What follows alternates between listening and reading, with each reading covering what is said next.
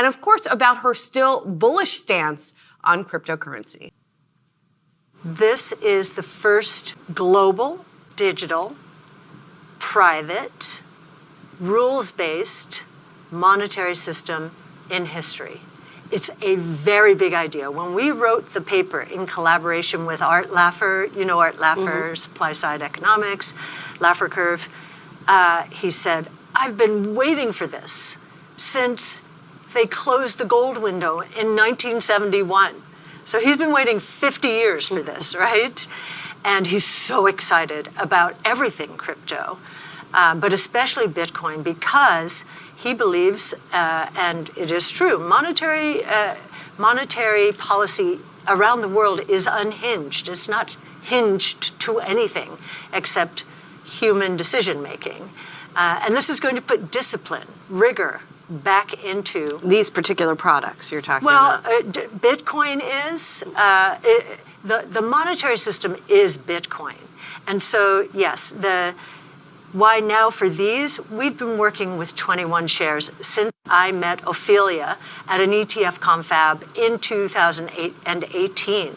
They had really just started their business. And I said, you know, we want to move towards crypto. You are completely crypto.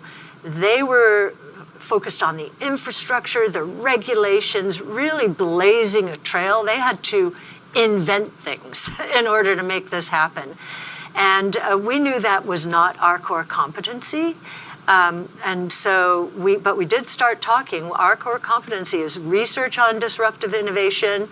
And they do research. They do deep technical research on the market. Our research is on the disruptive innovation that it represents. And we've just been coming together for 5 years. It was a natural for us to come together. They are, or 21 Shares is the largest crypto ETP provider in the world, $1.5 billion. They have 35 different funds, most of them in Europe, in and around Europe. They were looking for a US entree, and we were looking for infrastructure, and you know, we're just delighted to be partnering with them, given how much groundwork they had to lay for this to happen. Speaking of groundwork, on another product that you're working on, of course, the spot Bitcoin ETF, which you are also partnering with them on, and you've got your filing in. There's a lot of filings in. Every day, seemingly, there is a new rumor about approval of one of these things. What are you hearing from the SEC at this point? You know, there's a January deadline I know that people have been looking to. Or how confident are you that you're going to get approval? Well, something has changed. So we had put in a number of times a filing, and we were just denied. Never got any questions, really never got any response. This time, this summer, we got questions back from the SEC.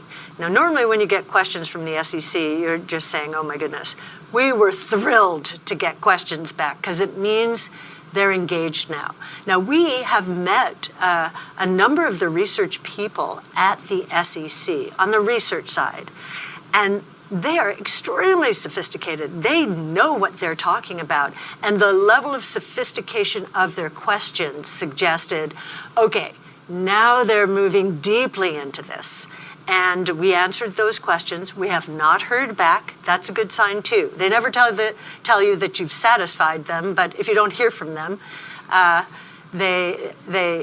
usually means that you have satisfied the answers to the requests. So that was new, and we also know that BlackRock got questions. We put our answers in first. I think they have followed, and I'm not sure about anyone else. That was different, and it says, okay, there's movement, and we are the first in line.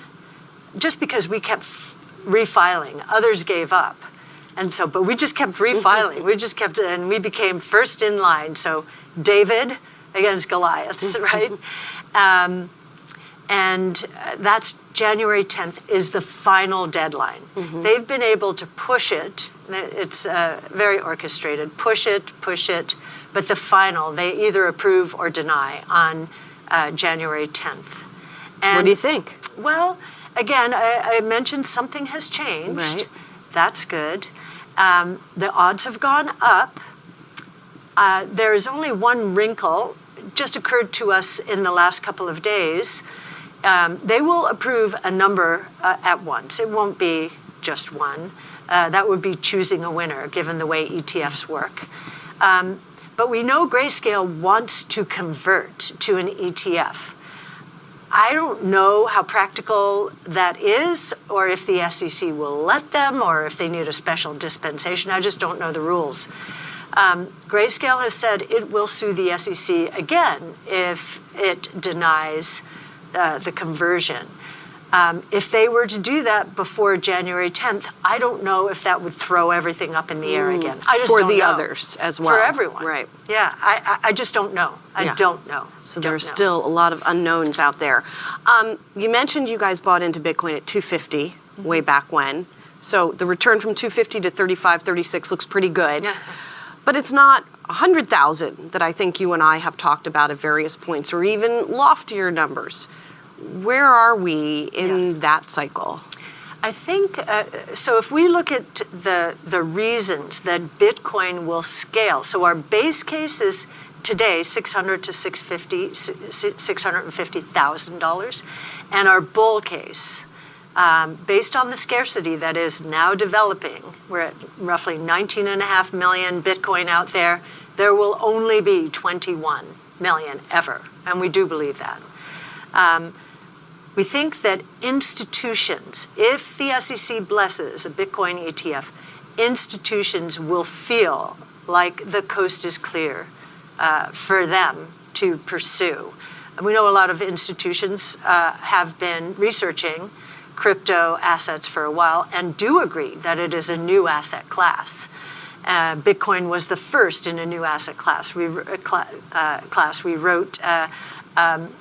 a paper in 2000, I think it was 16, ringing the bell for a new asset class.